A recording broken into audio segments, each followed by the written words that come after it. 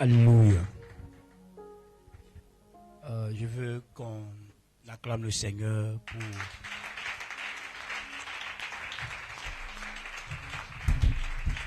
merci.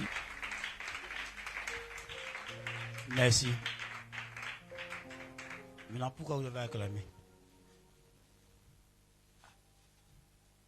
Il dit pour. Pourquoi il dit vous devez acclamer? Pourquoi vous devez acclamer? Donc, on va acclamer le Seigneur pour la vie du docteur Akpa.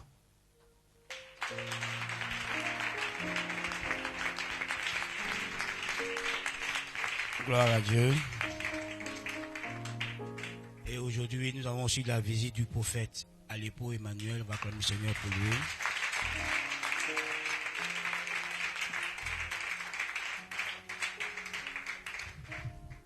Maintenant, je veux qu'on reçoive ensemble notre Père, le révérend docteur Dakou Marie. Suivez l'acclamation.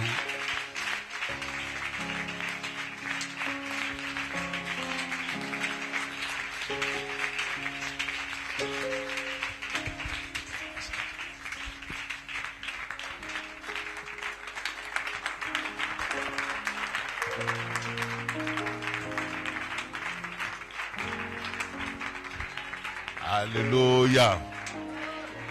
Gloire soit rendue à Jésus-Christ. Je suis très heureux de vous revoir et de passer cette Pentecôte avec vous. Alléluia. L'apôtre Paul s'adressant à l'église d'Éphèse, il dit « Je resterai néanmoins avec vous jusqu'à la Pentecôte ». Et rester jusqu'à la Pentecôte, c'est voir le renouveau dans votre vie. C'est voir la moisson dans votre vie. Shavuot, c'est le temps de la moisson. Et à ce temps de la moisson, l'on se rendait à Jérusalem pour présenter à Dieu le fruit de sa moisson. C'est pourquoi vous verrez que à la Pentecôte, il y a eu la première moisson qui consistait à rendre ministère par l'apôtre Paul, par l'apôtre Pierre, et il y a eu 3000 âmes qui ont été récoltées. Alléluia. Alors que la loi a été donnée, et quand la loi a été donnée, il y a eu 3000 hommes qui sont morts. Et quand l'esprit a été donné, il y a eu 3000 âmes qui ont été recueillis, qui ont été convertis. En cela, nous pouvons dire que la loi tue, mais la grâce, l'esprit vivifie. Ce soir, tu es le bienvenu à ce moment de la moisson. Et dimanche, nous la célébrerons comme il se doit. Il faut que tu sois là. Il faut que tu apportes le meilleur que tu as pour le Seigneur. Tu l'amènes dans la présence du Seigneur pour lui rendre grâce. Pour lui rendre grâce de tout ce temps auquel il t'a permis de participer à moissonner. Alléluia. Je veux te saluer au nom de Jésus-Christ. Je veux saluer les hommes de Dieu. Je veux saluer toute l'organisation, toute l'administration, toute la juridiction de ce ministère. Je veux saluer le Père, l'ange de la maison et la mère de la maison. Que la grâce et la paix de notre Seigneur Jésus-Christ, la communion, vous soient multipliées. Alléluia. Tu vas lever simplement la main. Alors que les mains sont levées, tu es en train de contempler la gloire de Dieu. En train de contempler les bontés de Dieu, qui sont infinies. Tu ne peux même pas les dénombrer, tellement qu'elles sont infinies. Pendant que tes mains sont levées, tu vas considérer que tu es ce que tu es par la grâce de Dieu. Et la grâce de Dieu dans ta vie est pleinement suffisante.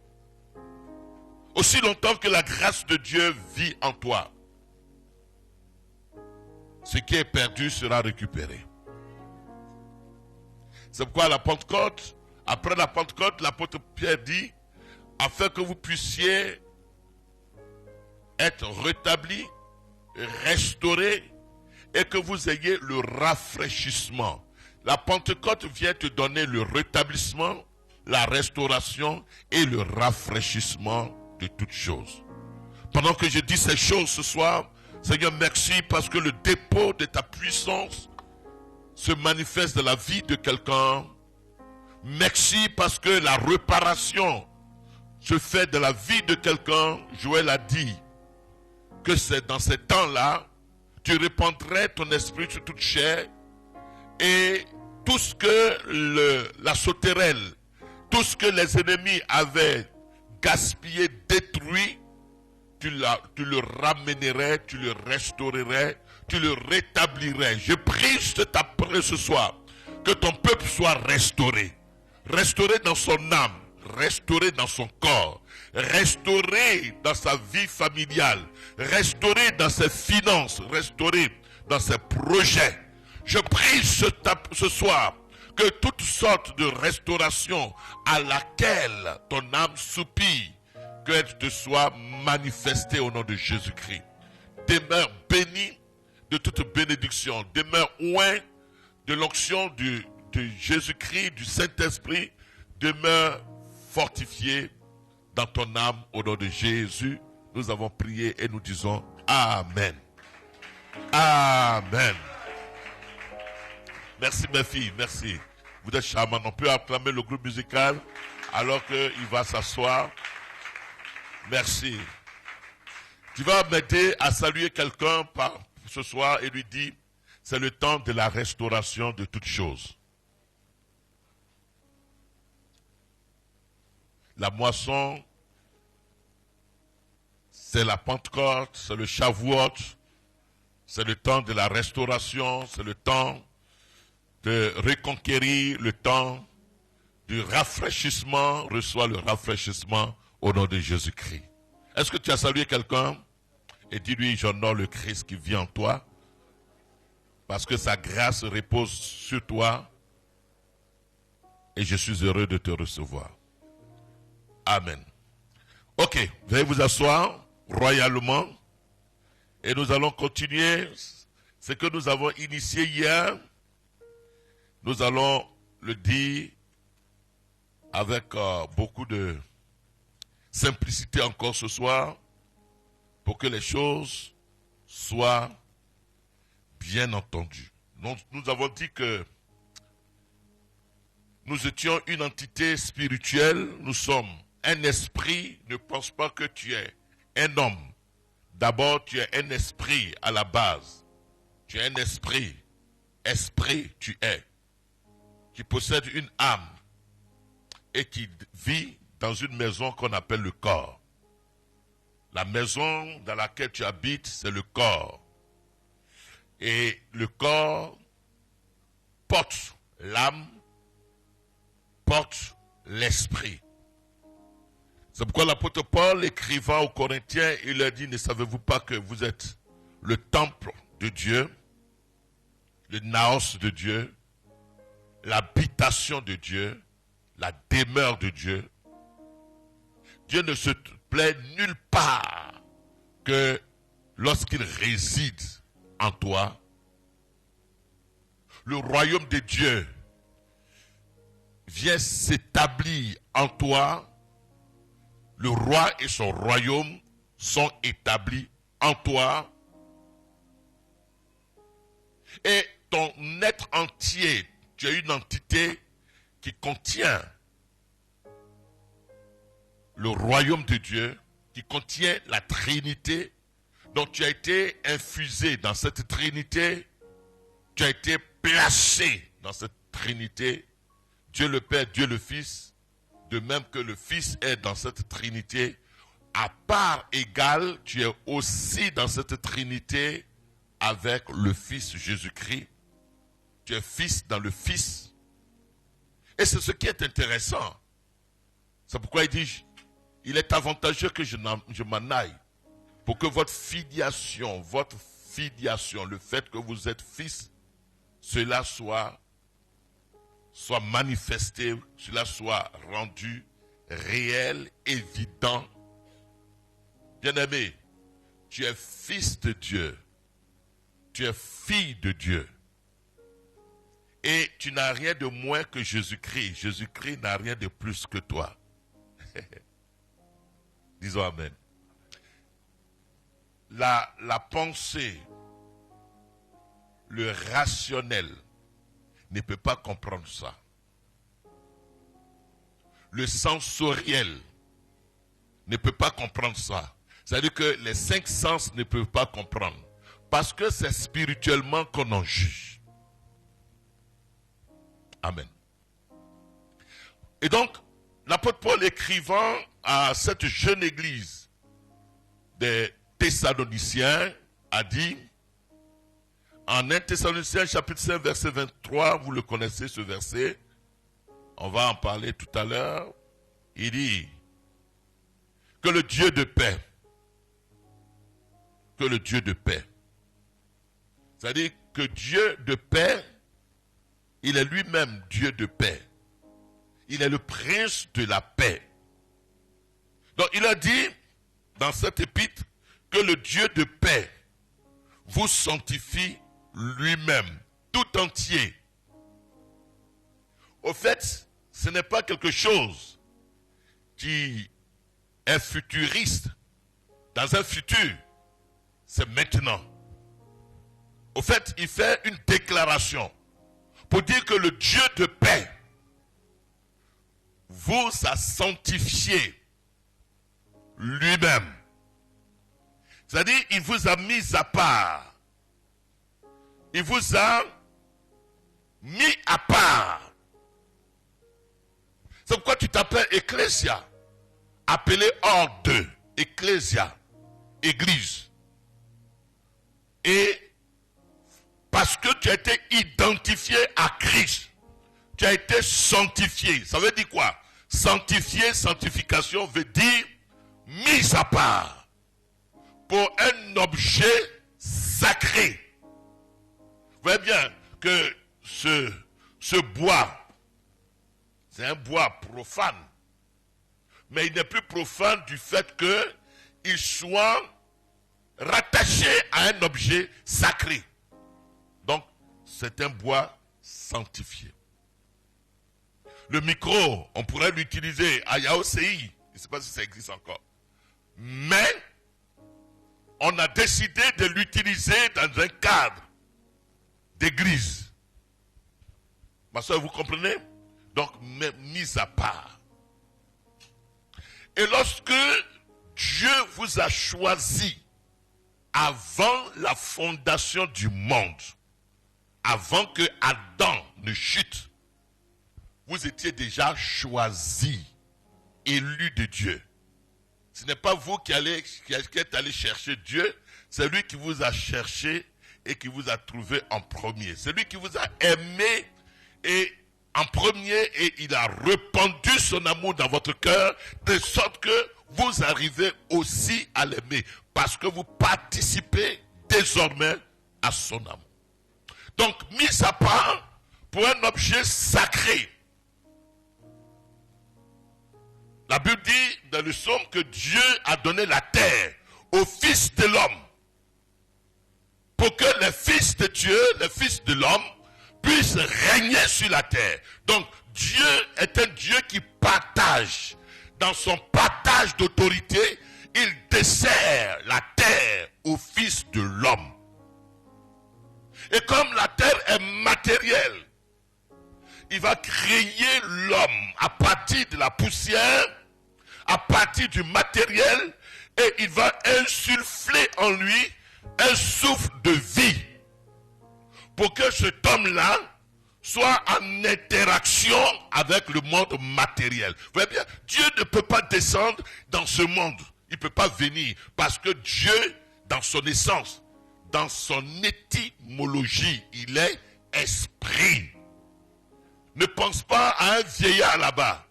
Non, il est esprit. Et parce que notre esprit ne peut pas concevoir, ne peut pas contenir toutes ces réalités spirituelles, alors Dieu vient sous forme humaine en la personne de son Fils Jésus-Christ. Pourquoi? Parce que le but de Dieu, c'est de faire des fils. C'est d'avoir des fils. Donc Jésus-Christ est le prototokos. Le prototokos. C'est-à-dire qu'il est le premier-né d'entre plusieurs frères. C'est pourquoi dans Hébreux chapitre 2, verset 14, il dit que nous sommes les frères de même sang avec lui. Nous sommes frères de même sang. Nous sommes des adelphos. Maintenant, comme il nous crée, comme il nous a créés dans une nature humaine, et que depuis Adam, cette nature a été déchue, Jésus-Christ vient, il rétablit toutes choses, et il nous repositionne. Repositionner afin que nous puissions, en tant qu'esprit dans ce corps, dans cette maison. Vous voyez bien, j'étais à Paris, je suis dans une maison. Alors aujourd'hui, ici, je suis dans une maison. Mais je ne devais pas imaginer la maison de Paris alors que je suis dans l'actualité, dans la réalité, dans une maison. Et la maison dans laquelle Dieu nous a établis, c'est dans notre corps. Il dit alors, en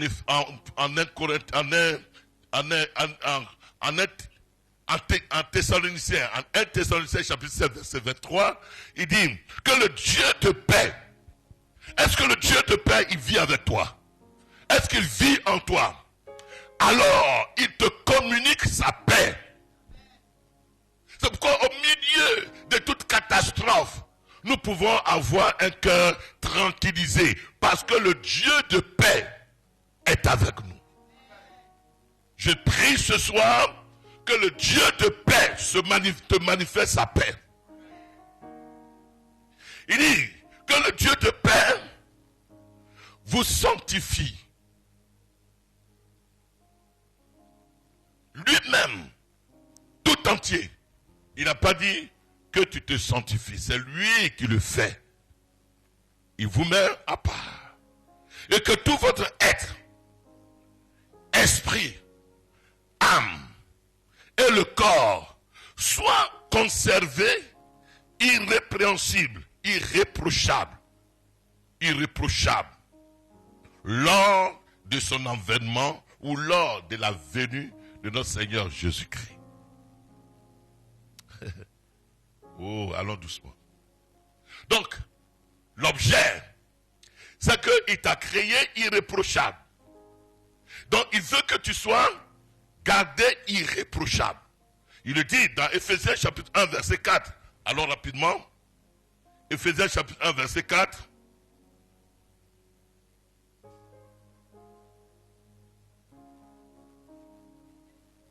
Allons-y.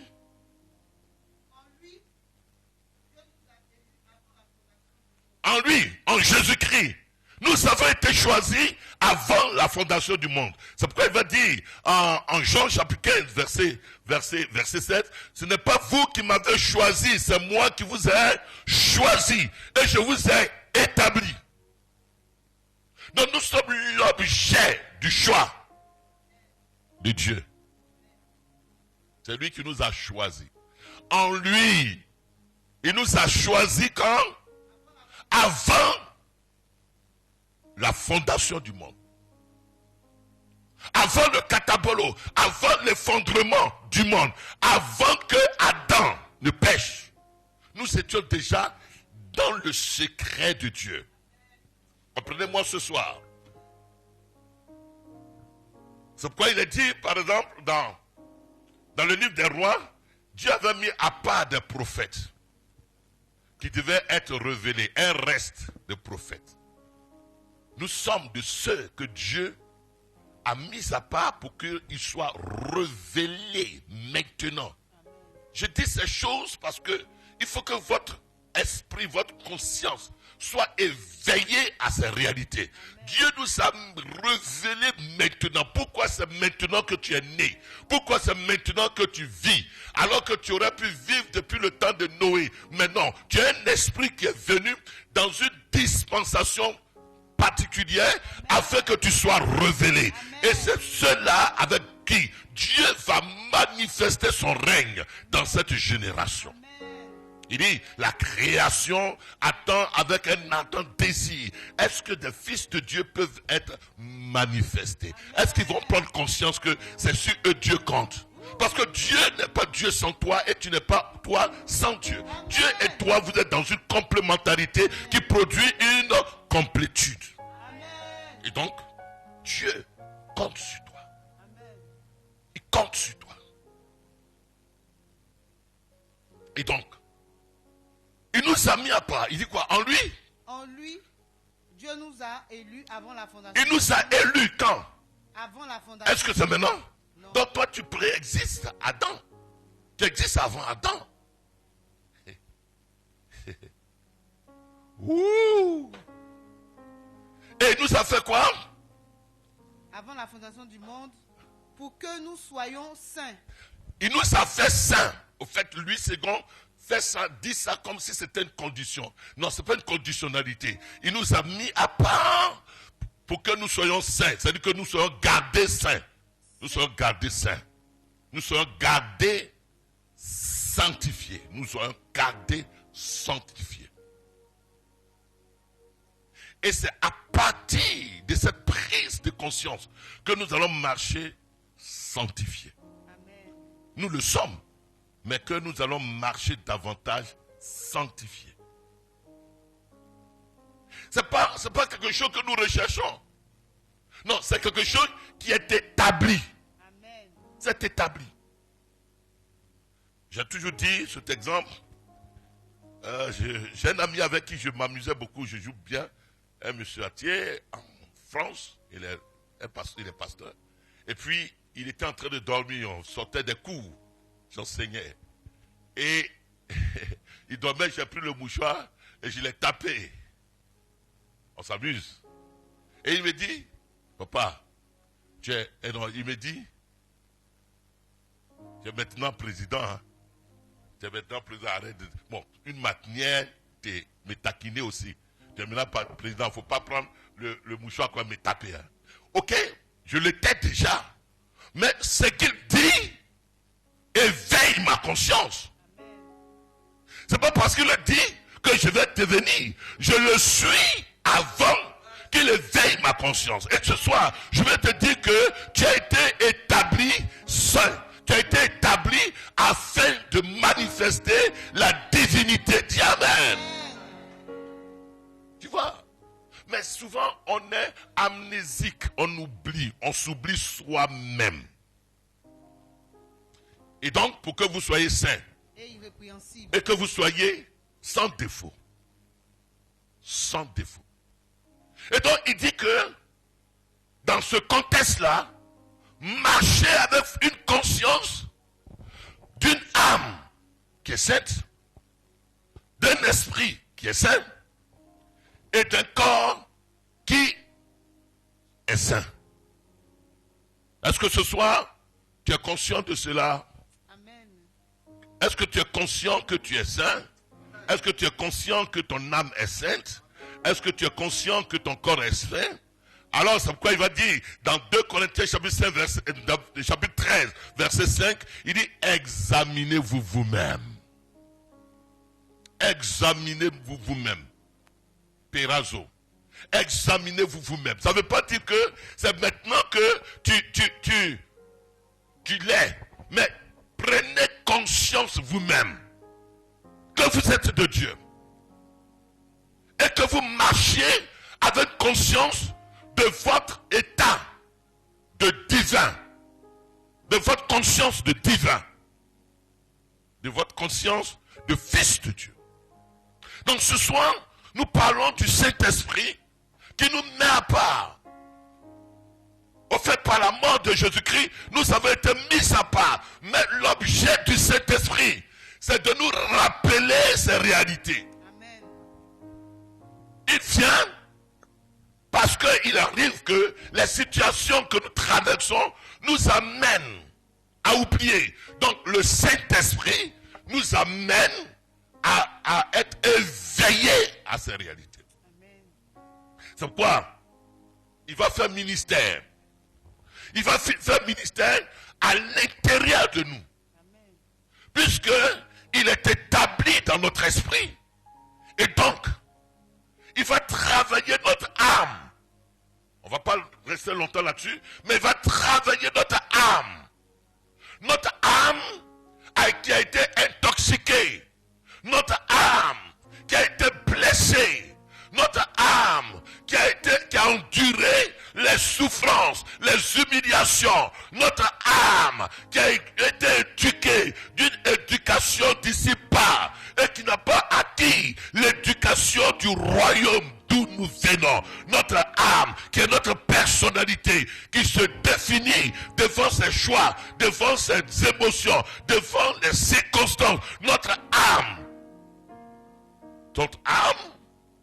qui est le centre des décisions que nous prenons en fonction de ce que nous jugeons bon ou que nous jugeons mauvais.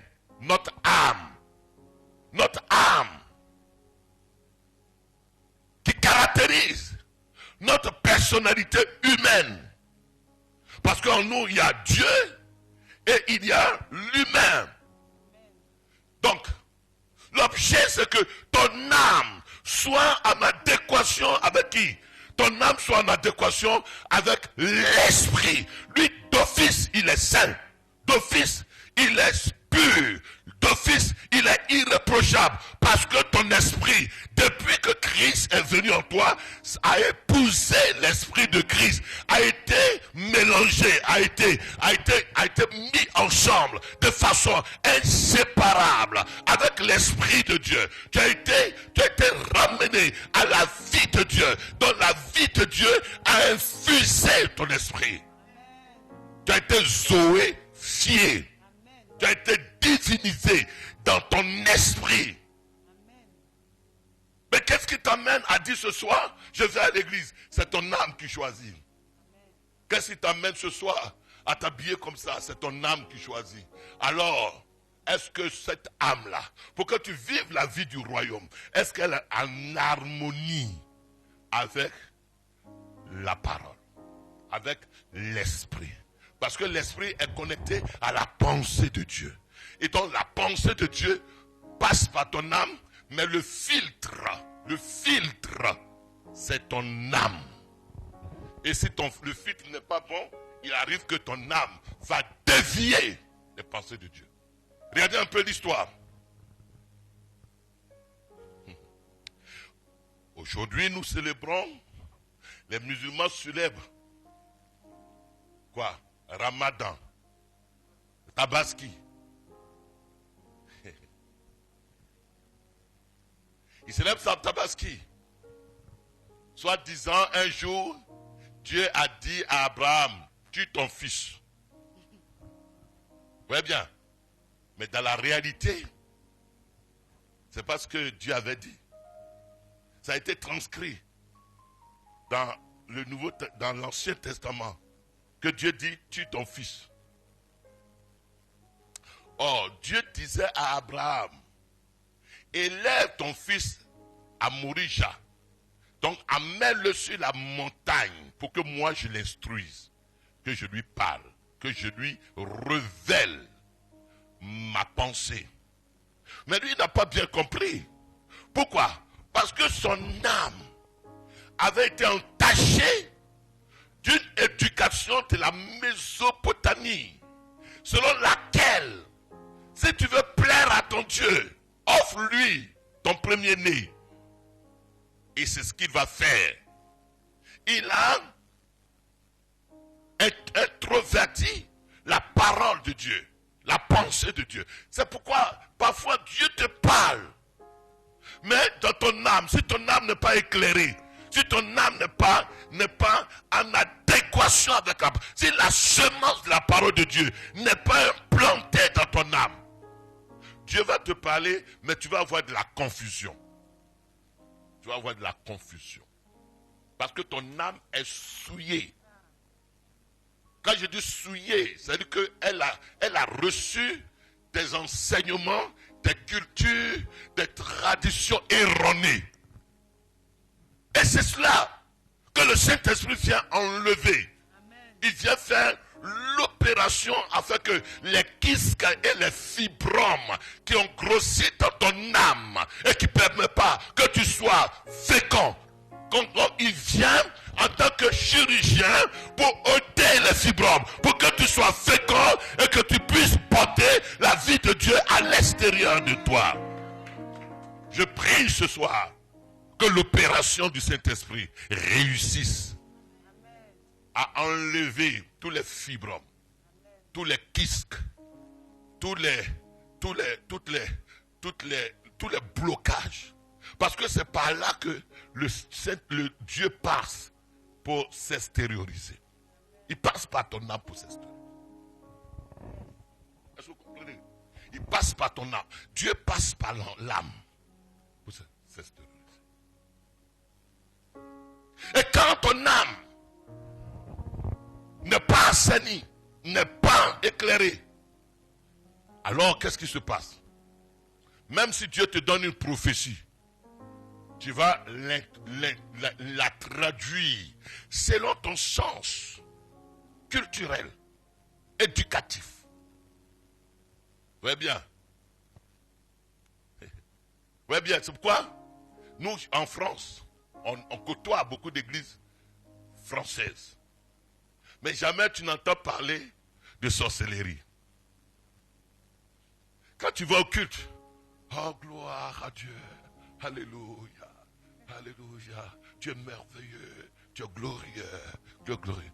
Quand on vient chez nous, Jésus a marché sur les eaux, sa bateau, j'arrache, arraché, coupé. Tu vois, pourquoi? Parce que leur âme a été trop enseignée de façon erronée que le diable est en eux. Parce que tu es le fruit de ce que tu conçois. Tu expérimentes que ce que tu crois.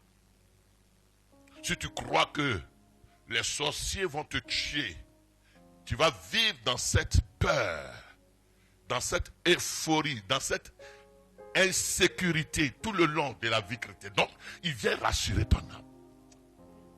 Que Dieu te bénisse ce soir. Alors, si nous avons compris cela, nous allons continuer un tout petit peu. Parce que dimanche, on va faire ministère. On va faire ministère. Alors, quand Jésus vient, il est mort, il est résurrectionné. Il va dire en Actes chapitre 1. En Actes chapitre 1, le verset 8. On va en parler ce soir. Actes chapitre 1, verset 8. Acte 1, verset 8. Oui. Mais vous recevrez une puissance. Mais vous recevrez une puissance. Le Saint-Esprit survenant sur vous. Oui. Et vous serez mes témoins à Jérusalem. Ouais. Et dans toute la Judée. Dans la Samarie, jusqu'aux extrémités de la terre. Ah, vous recevrez une puissance. Le Saint-Esprit survenant sur vous. Et vous serez mes martyrs. Mes martyrs. Vous accepterez volontiers d'être martyr pour moi. Et vous commencerez à être insulté, à être menacé, à être incompris, à être contredit, à être persécuté chez vous à la maison, Jérusalem. Ensuite, dans le quartier, en Judée. Après, chez les ennemis, ceux qui ne vous aiment pas, en Samarie. Et puis, cela va s'étendre aux extrémités de la terre, en dehors de chez vous. Mais il dit, vous recevrez une puissance. Et ça, il fait allusion à l'action du Saint-Esprit à la Pentecôte. Mais dites-moi, je me suis posé la question. Est-ce que Jésus, quand il dit vous recevrez une puissance, est-ce que les disciples n'avaient pas jusque-là reçu la puissance? Est-ce qu'ils n'avaient pas reçu l'autorité et le pouvoir? est-ce qu'il n'avait pas été investi depuis qu'il marchait avec lui? Effectivement, oui. Jésus leur a donné le pouvoir. Il leur a donné le pouvoir. Voyons cela en Matthieu chapitre 10. Rapidement pour que je puisse atterrir sur le sujet qui m'importe par rapport à cela. En Matthieu chapitre 10, il est dit que, verset 1, Matthieu 10. Puis, ayant appelé ses 12 disciples, il leur donna le pouvoir de chasser les esprits impurs, de guérir toute maladie et toute infirmité. Donc, déjà, dans son ministère terrestre, il a donné le pouvoir. Il a donné le pouvoir à ses disciples. Mais comment se fait-il que il dit vous recevrez encore une puissance, un pouvoir, une autorité, alors qu'ils avaient été déjà investis du pouvoir? Non. Le pouvoir dont ils ont été investis, c'était en tant que personne non régénérée. Suivez-moi. C'était en tant que personne morte spirituellement. C'était en tant que personne non née de nouveau. Parce que les disciples qui marchaient avec Jésus, ils étaient morts spirituellement. Ils n'étaient pas nés de nouveau. Ils n'étaient pas, en un mot, convertis. Et leur nouvelle naissance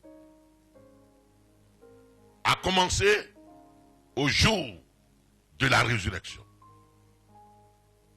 Et pourtant, il dit que je vous ai donné le pouvoir de chasser, de guérir, de ressusciter les morts. Donc, ils ont exercé le pouvoir. Mais de quel pouvoir va-t-il parler encore après la Pentecôte? Et c'est là la question. Ils avaient le pouvoir. Vous voyez bien, dans Luc chapitre 10, il a dit que Jésus envoya les 70, les anciens, et il dit allez. Et quand ils sont venus, il dit les démons nous sont soumis en ton nom.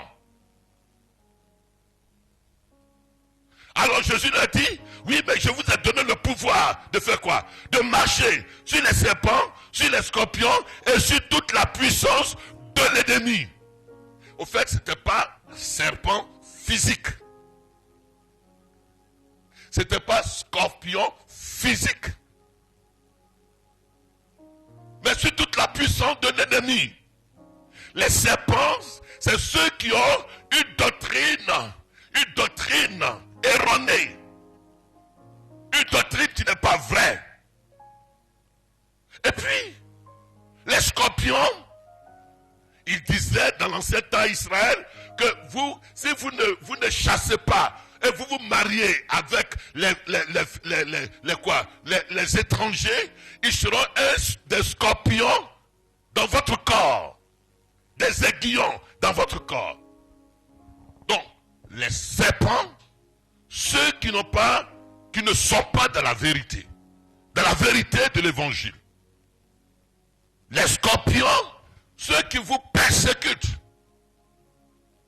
Et toute la puissance de l'ennemi, toute la puissance de la religiosité et tout le consort qui s'oppose ou qui veut contredire le message dont vous êtes porteur, mais je vous donne que vous allez marcher. C'est-à-dire que je vous donne d'être en position de quelqu'un, de personne qui domine, qui est au-dessus, qui triomphe, qui triomphe. On se comprend ce soir? Je veux dire à quelqu'un, il a donné le pouvoir. Il a donné le pouvoir. Mais c'est quel pouvoir? Alors qu'ils ne sont pas nés de nouveau. Vous vous souvenez que dans Matthieu, il est dit qu'il y en a qui chassaient les démons et il leur dira ouvertement, je ne vous ai jamais connu. Il y en a qui prophétisaient, ils vont dire que je ne vous ai jamais connu. Donc avant la Pentecôte, ils avaient pouvoir. Mais c'était quoi le pouvoir? par lequel il chassait les démons, c'était une procuration. Tout simplement, c'était une procuration. Chez nous, nous sommes habitués à cela. Quand je veux voyager, je dois venir ici ou aller ailleurs. Je peux faire une procuration à mon assistant en allant dans l'administration et puis lui dire, bon, tu parles en tant que moi, mais tu n'es pas moi, mais tu parles avec la procuration et ma signature. Tu peux retirer mes colis, tu peux réaliser certaines opérations à la banque, à la poste ou bien dans une administration quelconque, mais avec la procuration. Mais la procuration, elle est limitée à un champ d'action. Donc, ils avaient un pouvoir délégué. Escousia. C'est-à-dire qu'ils avaient un ordre de mission, mais qui provenait de quelqu'un qui était dans l'exécutif, dont la parole ne pouvait guère être contestée. Donc il leur donne d'aller exercer en son nom, au nom de celui qui a tout pouvoir dans le ciel et sur la terre, Jésus-Christ. Il dit allez-y et faites ceci, faites cela, guérissez les malades. Et donc quand ils partaient, les disciples, il dit maladie, nous on nous a envoyé, Jésus nous a envoyé. Et Jésus a dit que tu dois être guéri. Et il a dit que les démons doivent partir. Mort, nous venons sous la délégation de Jésus-Christ. Et quand Jésus-Christ nous a envoyés, il a dit que tous ceux qui sont dans situation telle que tu es, soient guéris, soient restaurés, soient rétablis, soient miraculeux. Et quand ils parlaient, ce n'était pas leur nom. C'était au nom de celui qui avait plein pouvoir sur les situations. C'est comme par exemple, vous êtes policier et donc vous allez avec un papier de la police, vous allez dans la maison de quelqu'un et on vous dit arrêtez-le. Donc vous exécutez l'ordre de mission qui vous a été assigné en vertu de l'autorité qui vous a donné l'ordre de mission. Donc c'est ainsi qu'ils ont agi. Mais Jésus va dire une parole. Il dit que après ma mort, après ma résurrection, je vais vous donner plein pouvoir. C'est-à-dire que vous allez agir de façon à ce que vous ne puissiez plus dépendre d'une autorité quelconque, mais que vous agissiez en tant que moi. Parce que vous serez identifiés à moi. Vous serez même chose avec moi. Tout ce qui sera en vous sera investi en vous. Toute l'onction qui sera en vous sera investie en vous. Et donc, je vous donnerai cette autorité. Non seulement c'est exousia, c'est-à-dire que ce pouvoir qui vient d'une autorité supérieure, mais vous aurez le dynamus. Vous aurez la puissance pour faire des choses extraordinaires. Pourquoi faire des choses extraordinaires? Parce que vous serez identifiés à moi. C'est-à-dire que vous venez et comme nous sommes un et que je suis en vous, j'opérerai au travers de vous par ma présence en vous. Bien-aimés, c'est là que nous sommes arrivés. Mais l'Église n'a pas conscience. Elle n'a pas du tout conscience. Alors, lisons un peu. Jean chapitre 16. Il le dit bien. Jean 16, verset 23. Les amis, Jean 16. j'ai dit ces choses-là parce que il ne faut pas... On ne peut expérimenter que ce qu'on a bien compris. Amen. Mais depuis qu'on vous impose la main, est-ce que la chose a changé? La chose n'a pas changé. Vous avez été toujours, vous avez subi l'imposition des mains. Ok. Mais en réalité, c'est quelqu'un qui exerce l'autorité qui est en lui et qu'il exerce sur la situation que vous vivez. Or, cette même autorité, ce même pouvoir, cette même grâce, ce dynamus est en vous à la même enseigne que la personne.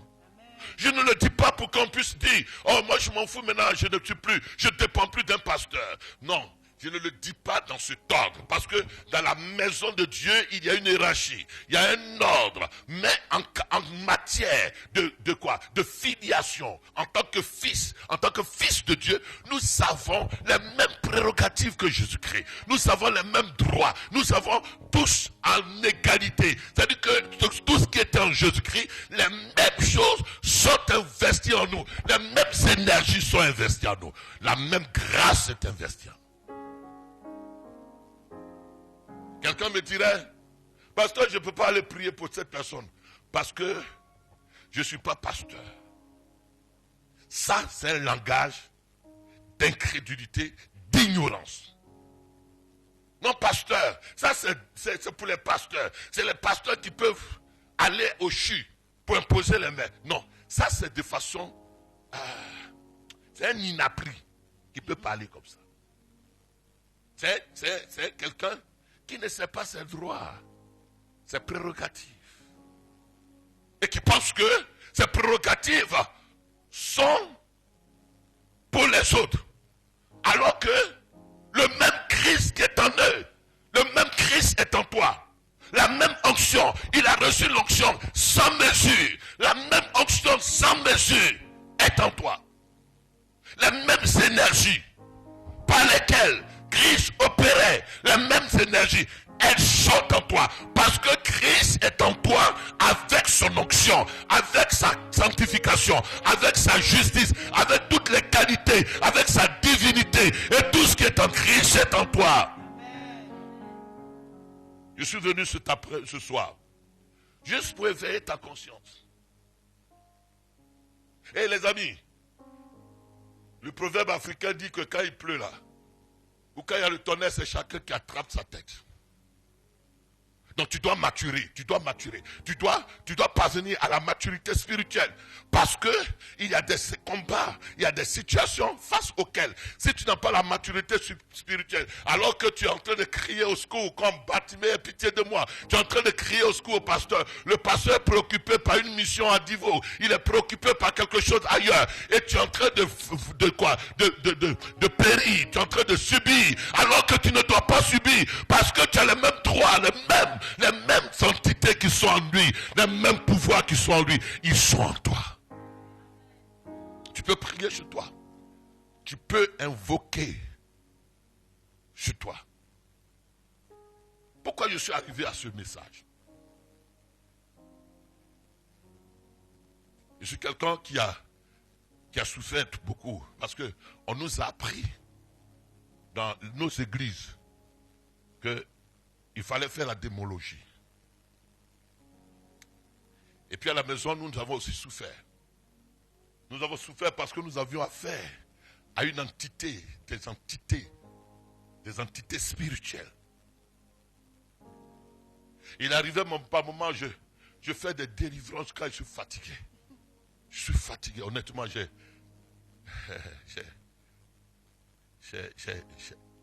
suis un héros quand même, un doyen, un vétéran. Je suis fatigué. Un jour, je devais aller à l'école, en train d'enseigner, et puis, 5h du matin, 5h30, j'ai commencé à prier face à une situation, et puis, j'ai laissé la situation et je suis allé à l'école. Parce qu'il faut que je parte vite, sinon je serai en retard. Parfois, je m'assois à l'église. Je reçois des personnes, je fais leur délivrance. Moi-même, je suis fatigué. Il y en a qui disent, pasteur, je suis venu te voir. Escargot me poursuit. Pasteur, je suis venu te voir. J'ai fait rêve. Et puis, c'était difficile. L'église ne peut pas décoller. Parce que les gens, ils font un peu comme les gens venaient chez Moïse pour demander secours à Moïse. Et puis, je dis, Seigneur, il m'a dit, j'ai entendu la voix dans mon esprit que tu vas mourir. Si tu continues comme ça, tu vas mourir. Tu vas mourir. Et vous voyez que des pasteurs meurent. Il y a des pasteurs qui meurent parce qu'ils n'ont pas su enseigner l'évangile à leurs chrétiens. Ils ont pensé que il détenait tout le pouvoir pour pouvoir les délivrer. Il y en a qui aiment ça parce que c'est une source de commerce pour quelques-uns. Ils vont te dire, tu es venu consulter l'homme de Dieu. Viens avec ton offrande de combat. Et ça arrange leur business. J'ai lavé des gens avec l'huile badigeonnée, mais leur situation n'a pas changé. Et quand Dieu s'est révélé à moi, les passages que je vous donne là sont des passages qui étaient très forts dans mon esprit. Quand l'apôtre Paul dit, quand il plut à Dieu de me révéler son fils, alors il dit change de message. Prêche-leur leur identité en Christ. Prêche-leur qu'ils sont fils de Dieu à la même enseigne que toi. Prêche-leur que l'autorité qui est en Christ est en eux. Ils peuvent prendre autorité. Prêche-leur. Enseigne-les. Pour dire que le Saint-Esprit qui est en toi, la seule chose qui fait la différence, c'est que les uns sont éveillés à leur identité et les autres ne sont pas éveillés à leur identité. Les uns savent qu'ils sont en Christ et d'autres ne savent pas jusque-là qu'ils sont en Christ. Donc ils ont des recours. Et pourtant, ils ont les mêmes droits, ils ont la même onction, ils ont la même énergie et qu'ils peuvent dégainer afin que la situation puisse être établie. Pour vous qui êtes là ce soir, je veux que nous fassions un exercice d'expérience. Laquelle situation te chagrine? Laquelle situation est pour toi comme une montagne dressée devant toi? En son temps, Jésus disait, si vous avez la montagne comme un grain, si vous avez la foi comme un grain de sénégal, vous direz à cette montagne, ôte-toi, et la montagne obéirait. Mais en ce moment-là, quand il dit ça en Marc chapitre 11, en ce moment, il n'était pas capable, il n'était pas à même d'avoir la foi, parce qu'il n'était pas né de nouveau. La foi, elle vient. La foi vient de ce qu'on entend, et ce qu'on entend vient de tout ce que Christ a vécu par sa mort, par sa résurrection, par son ascension et par son assise. Cette foi-là, elle s'installe et c'est la foi de Christ résurrectionné en nous. Et c'est de cette foi-là que Jésus parlait.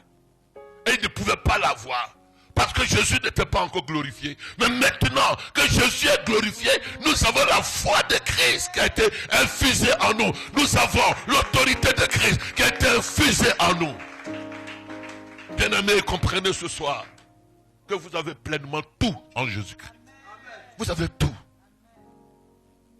Dieu ne peut plus rien faire. Ne pensez pas que vos prières que vous faites, vous dites, oh Dieu vient. Lui-même il est assis sur son trône, il dit, mais tout est déjà accompli, de Télestai. Il ne peut plus rien faire. C'est pourquoi il a envoyé le Saint-Esprit pour vous rappeler que tout a été accompli et tout est entre tes mains. La responsabilité entre tes mains de changer la situation, de dire à la tempête silence et la tempête se taira. Tout est entre tes mains, tout est entre tes mains. Ouvre la bouche et par l'autorité, assumer les situations se rétabliront. Maintenant, si tu es encore bébé l'os, viens, le pasteur va t'exhorter comme je le fais. Il te dira la même chose. Il dit, tu peux. Tu peux. Alors, ce soir, il dit, ils ont chassé les démons. Alors, Jean chapitre 16, dont il était question. Verset 23. Verset 23. Ouais. En ce jour-là, vous ne m'interrogerez plus sur rien. En ce jour-là, il s'agit de quel jour? En ce jour-là, au jour de ma résurrection, vous n'allez plus me demander quelque chose. En ce jour-là. vous ne m'interrogerez plus sur rien. Oui. En vérité, je vous le dis, ce que vous demanderez au Père, il vous le donnera en mon nom. Ok. Ce que vous demanderez au Père, il vous le donnera en tant que moi. Au fait, c'est ce que ça veut dire. Ça a peut-être mal compris. Il vous le donnera parce que vous êtes identifié à moi. Parce que vous avez la même audience auprès de Dieu le Père comme moi. Parce que vous n'avez pas besoin d'intermédiaire. Vous approchez de Dieu à la même enseigne que de la même manière dont je m'approche de Dieu. Vous avez les mêmes prérogatives que moi j'ai auprès du Père. Je ne sais pas combien d'enfants vous avez à la maison. Mais les 3 enfants, les 4 enfants, ils ont les mêmes prérogatives dans la maison. D'approcher la mère, d'approcher le Père. Ils ont plus de prérogatives que la servante. Ils ont plus de droits que la servante. Et vous, vous n'êtes plus serviteur. Vous êtes fils de la maisonnée de Dieu. Vous avez un accès auprès du Père. Vous n'avez pas, c'est pourquoi souvent, je ne veux pas dire plus. Il y en a qui ont pensé que quand on va jeûner, c'est là que Dieu va répondre aux prières.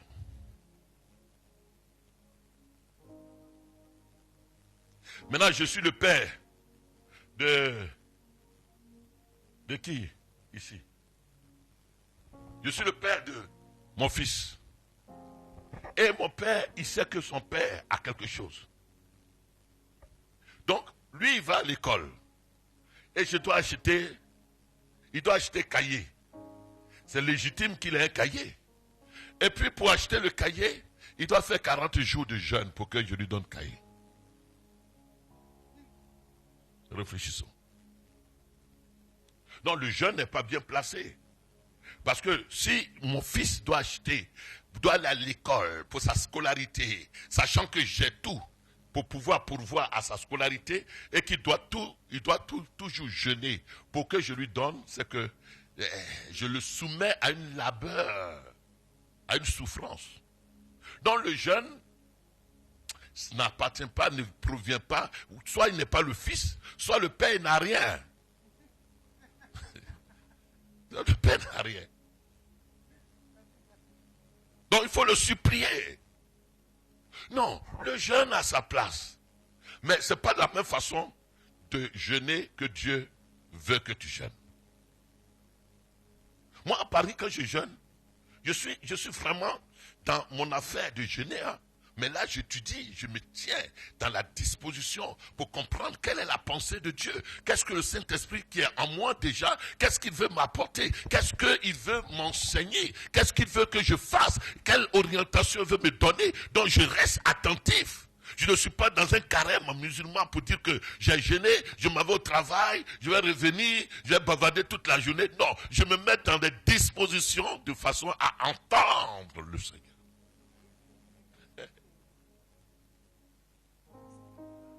Non, ils n'ont pas compris.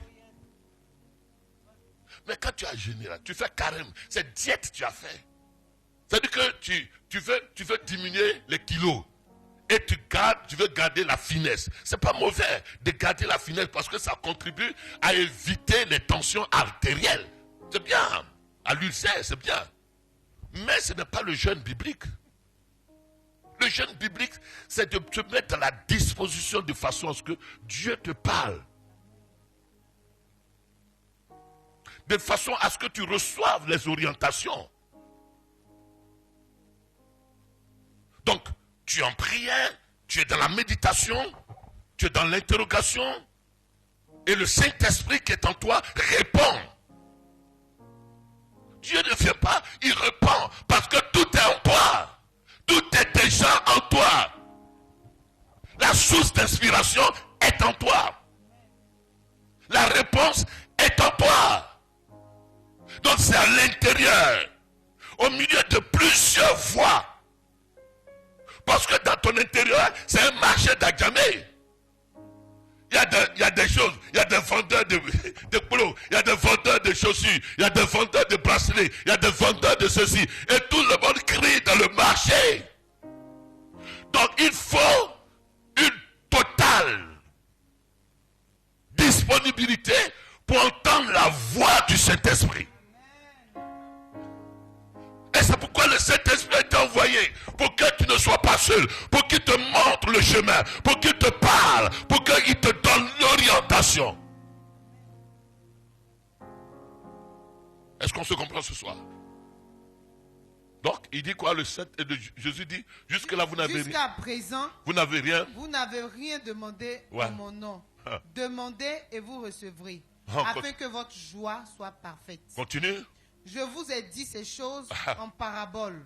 L'heure vient où je ne parlerai plus en parabole. Ah, je vous ai parlé comme des ignorants. Mais l'heure vient où je ne vous parlerai plus comme des ignorants. Parce que le langage sera clair. Le Saint-Esprit va l'expliquer. Et puis vous allez mieux saisir ma pensée. Amen. Les amis, dans tous les domaines de ta vie, le Saint-Esprit est prêt pour te donner l'orientation. Amen. Domaine sentimental, il est prêt. Domaine professionnel, il est prêt. Domaine ministériel, il est prêt. Dans tous les domaines te concernant, il est venu afin de résider en toi pour être celui qui est le confident des confidents, celui qui est le conseiller des conseillers, celui qui a l'orientation la plus exacte, le GPS le plus exact, celui qui a l'éducation qui convient, afin que tu puisses être quelqu'un d'accompli. L'Esprit de Dieu en toi a mis toutes les dispositions pour que tu réussisses. Alors, ce soir, quelle est la relation que tu as avec le Saint-Esprit? C'est là la question. Parce qu'il y en a qui pensent que l'Esprit va venir encore. Je ne sais pas pourquoi la religion nous a fatigués. Parce que quand l'Esprit va venir. Non, il ne vient plus. Il est en toi. Saint-Esprit, viens haut, viens haut. Des chansons démoniaques comme ça. Mais il vient d'où? Mais il est en toi. Il est en toi. Il n'est nulle part qu'en toi. Viens, Esprit de Dieu. Viens, Esprit de Dieu. Nous avons besoin de toi. Mais il est en toi. Il vient d'où? Dites-moi d'où il vient. On y a cru parce qu'on n'avait pas compris. Mais il vient d'où? Il est en toi. Là où 2 ou 3 sont assemblés, je suis où? Je suis au milieu d'eux. Il est là. Il est là dans ta couche. Il est là dans tes affaires. Il est là dans quelques situations. Seulement discerne sa voix au milieu de cette multitude de voix qui te parviennent. Il est le meilleur conseiller. Il est le meilleur pédagogue. Il est le meilleur qui puisse t'orienter. Il est le meilleur. Alors je termine. Il dit jusque-là, vous n'avez rien demandé. Hein? Jusque-là, vous n'avez rien demandé. Ouais.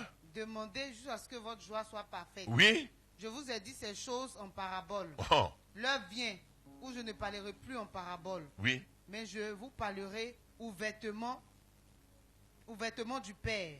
Et en ce jour, vous demanderez en mon nom, et je ne vous dis pas que je prierai le Père pour vous, car le Père lui-même vous aime, parce que vous-même, quand vous lisez ce passage, c'est trop compliqué pour les enfants nouveau-nés de la foi. Parce qu'il dit, jusque-là, vous n'avez rien demandé en mon nom. En mon nom. Mais n'est-ce pas que en ton nom, nous avons chassé des démons? Mais il veut dire que jusque-là, vous ne vous êtes pas identifié à moi pour dire que Christ est en moi et en vertu de l'autorité qui est en moi, en vertu de ma filiation, parce que l'autorité est dans la filiation. Si vous êtes l'enfant du roi agit d'une autorité qui est liée à son quoi? à son titre d'enfant du roi, à son titre de prince, quelles que soient les situations, le fils du roi, il a parlé, ou bien il a ceci. Donc, à cause de l'autorité qui est en vous, vous pouvez parler au Père. Vous pouvez parler à la situation. Et je veux que tu apprennes ce soir à faire confiance à l'autorité qui est en toi. En toi. Et cette autorité, elle tire sa source de ta filiation. Elle tire sa force, sa substance du fait que tu es fils de temps. Or, tu n'es pas fils de n'importe qui, tu es fils du Kurios. Tu es fils du propriétaire des cieux et de la terre. Tu es fils héritier. Et étant héritier, les cieux et la terre t'appartiennent. Tout ce qui appartient au Père t'appartient. Et par conséquent, tu peux user de ton autorité de fils, de ton autorité d'enfant de Dieu, de ton autorité de fille de Dieu. Alors, je conclue avec ce verset que Paul demande à Timothée d'exercer en 2 Timothée, chapitre 1, verset 16. 2 Timothée 1, le verset 16. Oui. Évite les discours vains Oui. et profanes, car ceux qui les tiennent avanceront toujours plus dans l'impiété, et leur parole rongera comme la gangrène. 2 Timothée 4, verset 16, s'il te plaît. 2 Timothée Excusez-moi. 4, le verset 16. Dans ma première défense, personne ne m'a assisté, mais tous m'ont abandonné. Wow. C'est pas cela. Où il dit, ranime le don qui est en toi. Ranime le don, je crois dans 2 Timothée. Dans 2 Timothée 1 ou 2, verset 16. Quelqu'un peut m'aider?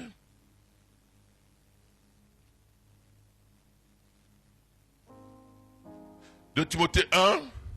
C'est pourquoi je t'exhorte à ranimer. Oui. 2 Timothée 1, verset 6. verset 6 et verset 14. C'est pourquoi je t'exhorte à ranimer le don de Dieu que tu as reçu par l'imposition des mains. Verset 14. Garde le bon dépôt par le Saint-Esprit qui habite En toi. en nous. Amen. Il dit, je te prie, Timothée, de ranimer quoi? Le don du Saint-Esprit qui est en toi. Le don que tu as reçu. Ça dit quoi? De le raviver. De le laisser enflammer. De ne pas le laisser mourir. Mais que tu as reçu par l'imposition des mains. Ok, ce n'est pas l'imposition des mains qui donne le don. Suivez-moi. L'imposition des mains rassure Timothée qu'il y a du potentiel en lui. L'imposition des mains, c'est comme ravive ce qui est en lui. Excite ce qui est en lui.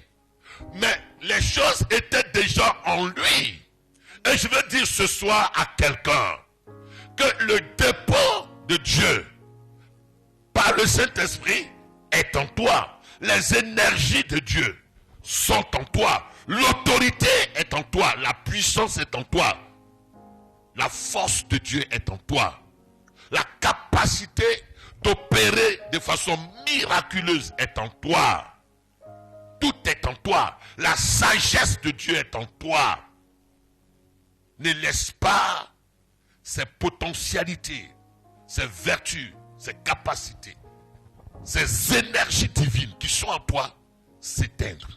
C'est vrai que le Saint-Esprit vient et il fait résidence en nous. Le Saint-Esprit vient, il travaille en nous de manière à nous rendre compatibles à la pensée de Dieu, de manière à nous sanctifier, à nous rendre éveillés à notre sanctification, de manière à nous amener à comprendre combien de fois Dieu nous a aimés et nous sommes désormais fils de Dieu, de manière à nous amener à comprendre que nous avons Christ en nous, avec son potentiel, avec son onction en nous, de manière à nous amener à être conscients que nous sommes fils de Dieu et rien ne peut nous nuire, de façon à nous amener à prendre conscience de qui nous sommes en Jésus-Christ, du potentiel qui est en nous. Ce n'est pas l'orgueil, mais c'est une assurance. C'est une assurance. C'est une évidence. Je vais emmener quelqu'un ce soir dans cette salle à comprendre que le même potentiel qui est en moi est en toi. Les mêmes grâces sont en toi. Les mêmes énergies divines sont en toi.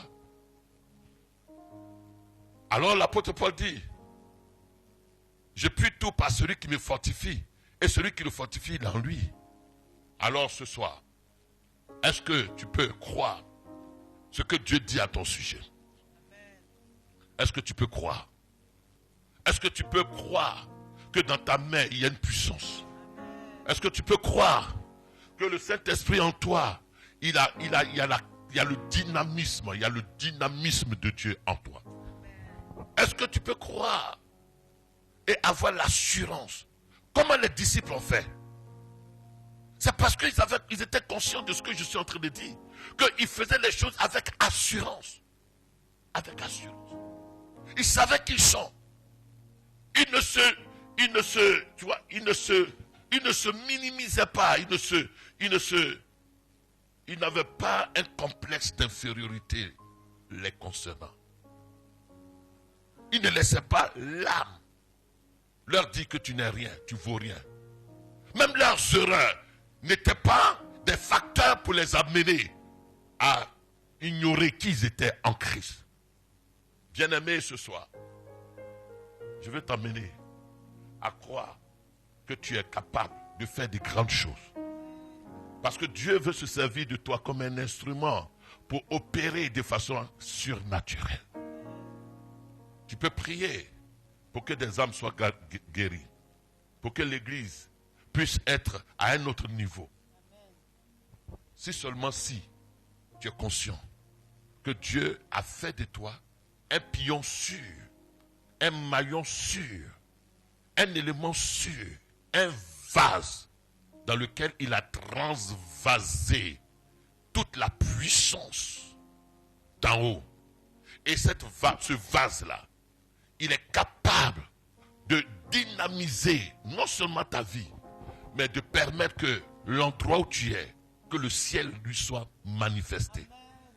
Que les choses changent. Les amis, vous n'êtes pas des assistants ou alors des spectateurs. Vous êtes des hommes avec qui Dieu veut opérer. Je vous prie de comprendre ça. C'est vraiment sérieux ce que je dis. Dieu veut opérer avec chacun dans la position dans laquelle il est. Dans la position dans laquelle il est.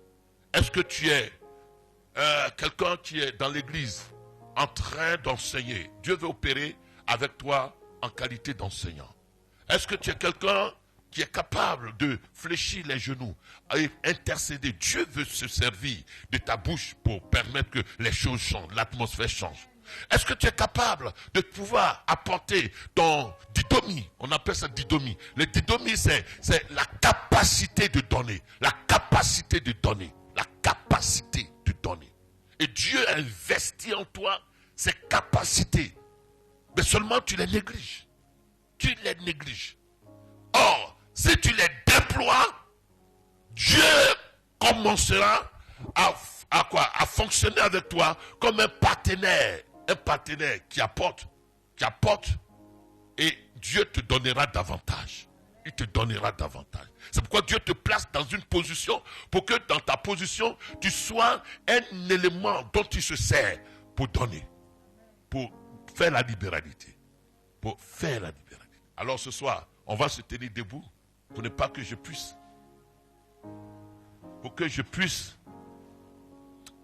parler avec toi. Il y a les énergies en toi. Il y a ces capacités en toi. Il y a ce potentiel en toi. Il y a le dépôt en toi. Vous savez ce que c'est qu'un dépôt de la Bible? Le dépôt, c'est un peu comme ce qu'on dépose en banque. À la banque, quand quelqu'un a de l'or,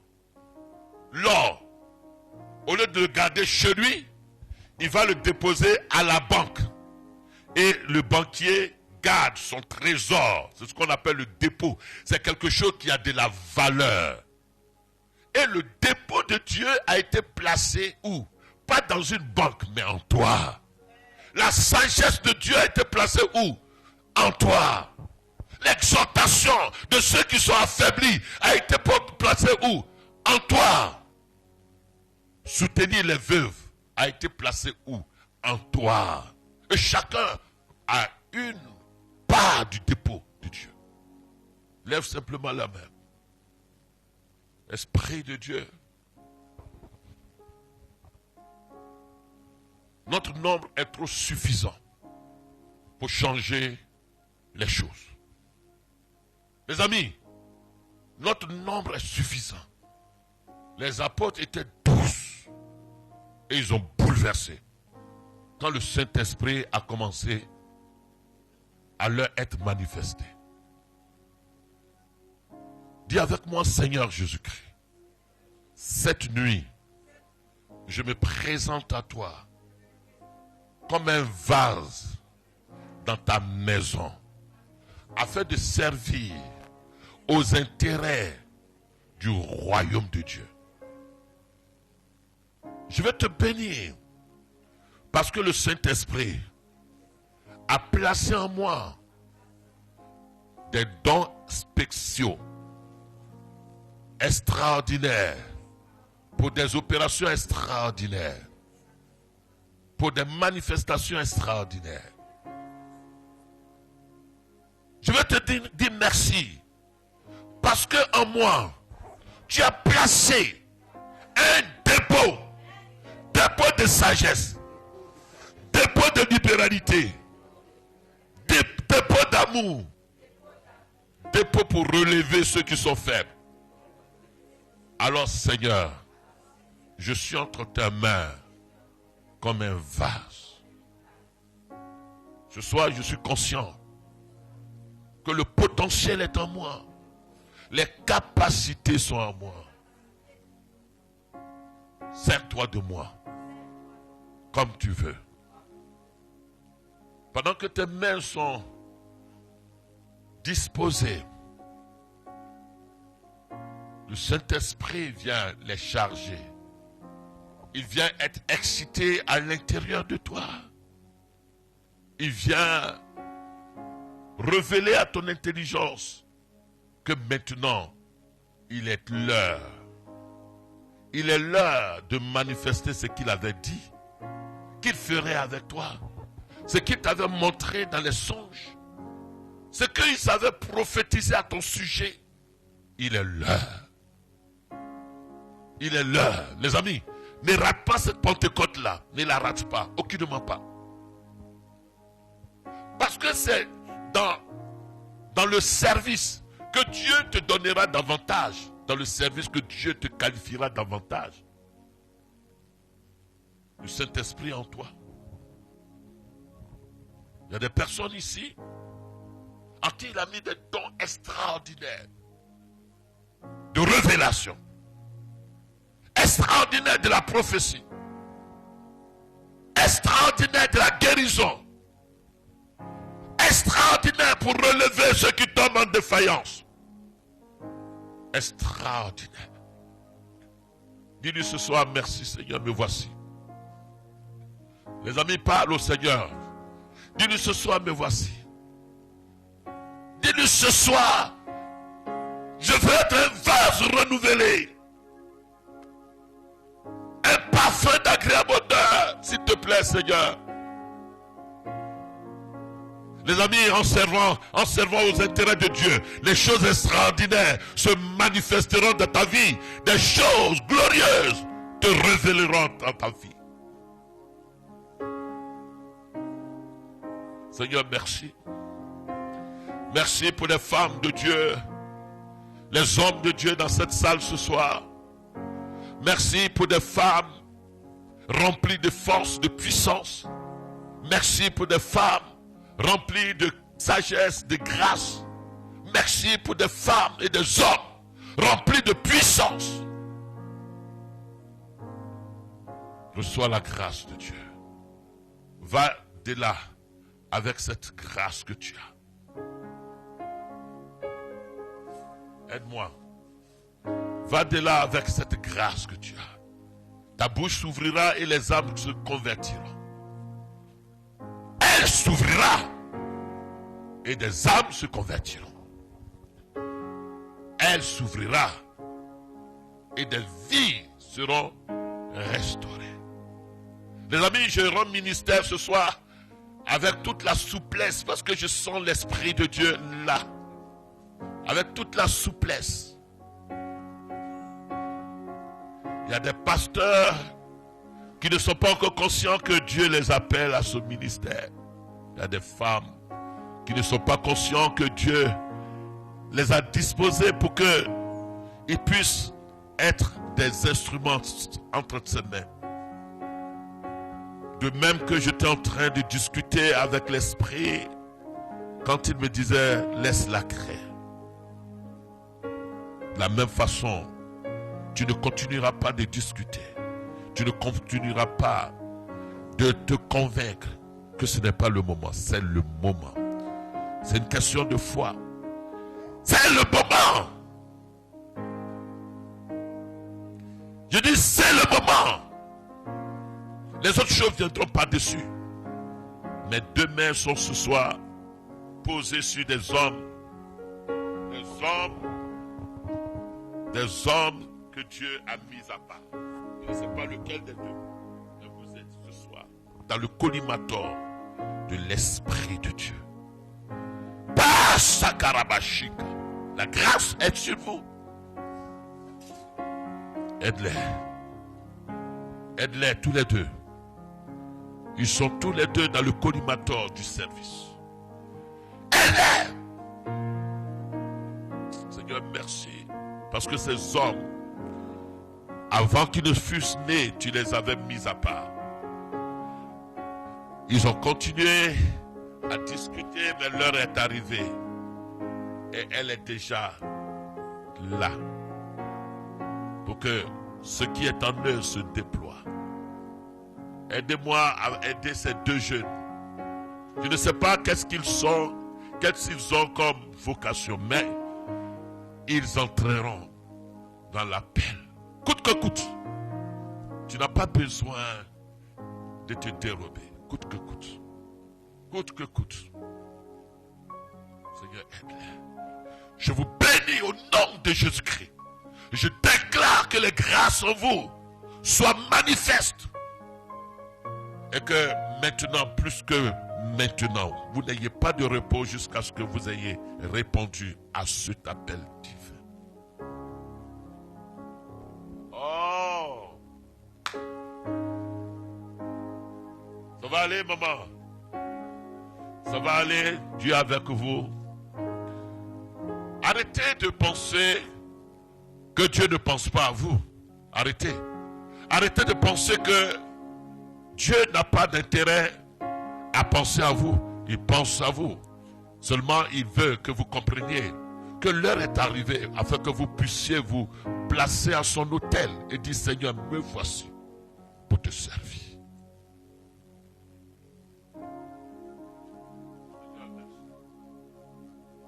Il dit, cherchez le royaume et les autres choses vous seront données par-dessus.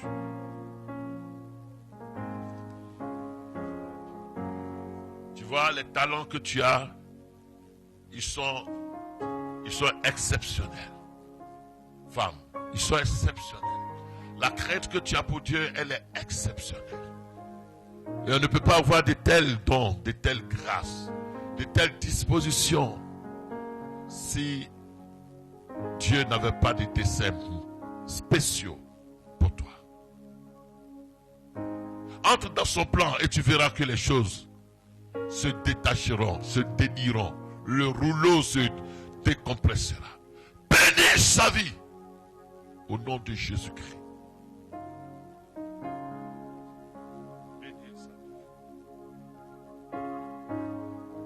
Bénis sa vie.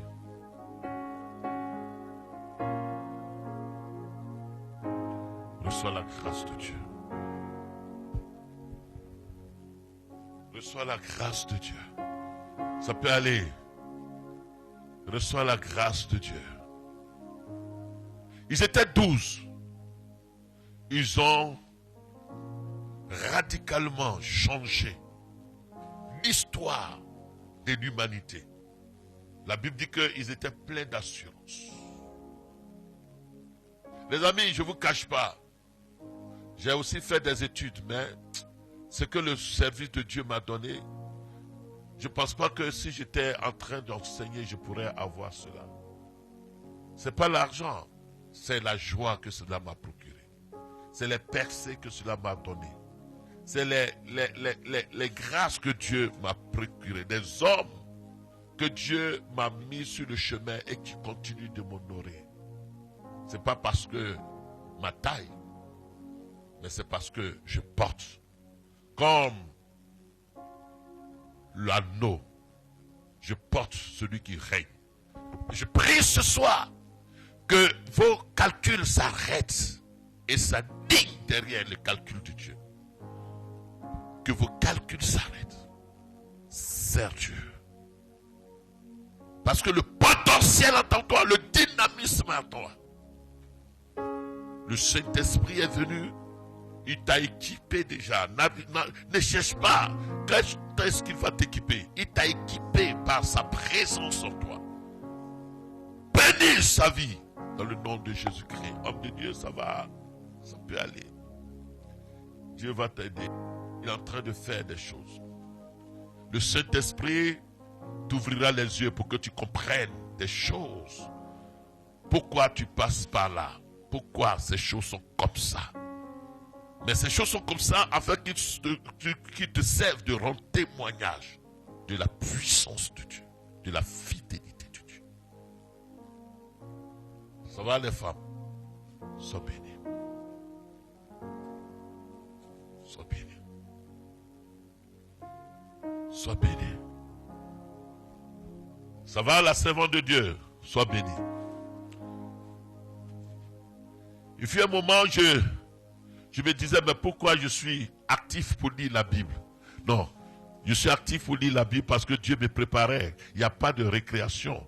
Il n'y a pas de récréation. Dieu te prépare. Alors, considère que le temps qu'il te donne de te préparer, il est précieux. Ne passe pas ce temps à promener les regards inquiets. Bénis sa vie et que le ciel se dispose davantage dans sa vie, qui lui révèle les desseins merveilleux rattachés à son appel. Oh, je vous aime dans le nom de Jésus-Christ. Par sa carababa. Soyez bénis, bénis, bénis. Ça va? Tu as grandi, hein? Dis non? C'est bien ça. Je te bénis. Je te bénis, femme. Je te bénis, femme. Je vais vous amener à réaliser que Dieu peut se servir de vous. Parce que la Pentecôte s'est déjà réalisée dans votre vie. Bénis sa vie au nom de Jésus-Christ. Alléluia. Est-ce que nous pouvons acclamer le Seigneur parce que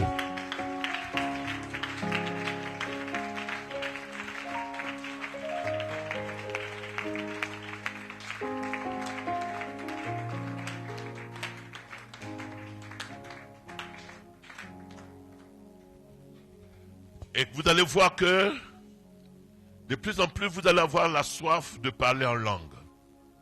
Avoir la soif de parler en langue. Vas-y. Parce que c'est le signe de la plénitude. C'est que le Saint-Esprit maintenant, il est en train de se positionner en toi. Les langues vont se délier. Tu vas parler.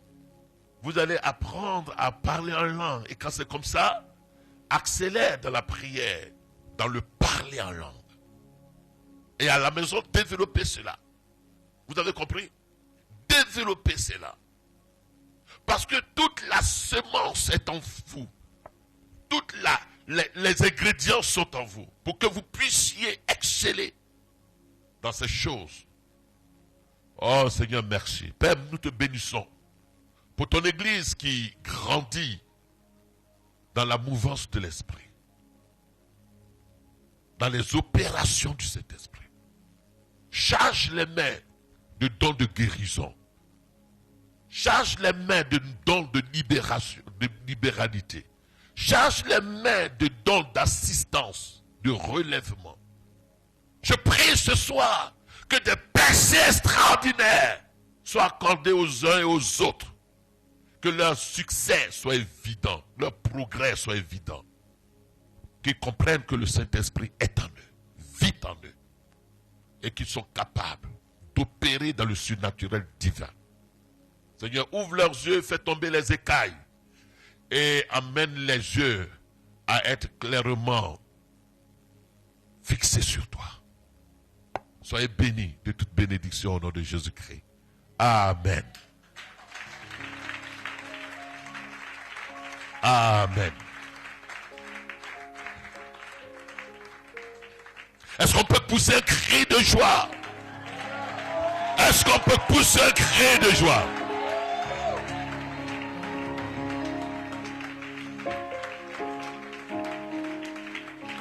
Mes amis, ce que je vous dis là, c'est le nerf qui déclenche tout. C'est le nerf qui déclenche tout. Mais ces choses-là, il faut les dire avec beaucoup de sérieux. C'est pourquoi je prends le temps de répéter les choses. Parce que le potentiel en vous, à vous maintenant de le disjoncter. Et vous allez voir que la vie chrétienne sera plus intéressante. Au milieu de la nuit, vous allez vous tenir debout, prier le Seigneur, parler en langue, prophétiser. Dieu va vous montrer des choses extraordinaires. Mais pas des choses sur le diable.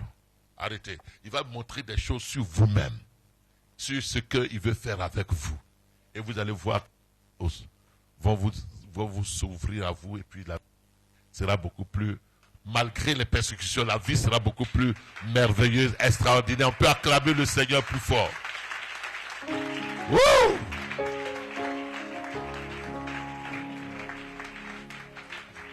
Amen. Ok, veuillez vous asseoir. Si la grâce nous est faite d'être là dimanche, nous allons avoir un temps de ministère. Et ce temps de ministère va permettre que les dons en vous soient excités et que chacun puisse être conscient qu'il est un coéquipier dans l'œuvre du ministère. Chacun est équipier, coéquipier avec Christ. Nous sommes de la même équipe. Or, dans l'équipe, s'il n'y a pas, je ne sais pas les noms, s'il n'y a pas, comment on appelle?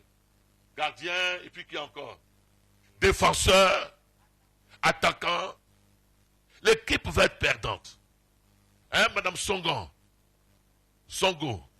elle est certainement défenseur. L'autre est certainement attaquant. Milieu. Oh, le Saint-Esprit m'amène ce soir à voir qu'il y a des trésors ici. C'est comme une mine d'or. Une mine dans cette église. Mais je veux que vous compreniez que vous avez une place dans cette maisonnée.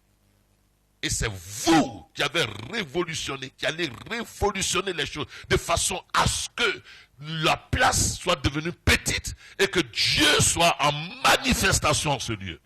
Est-ce que tu crois ces choses? Est-ce que tu crois ces choses? Regarde ton voisin et dis-lui que tu es le dépôt de Dieu.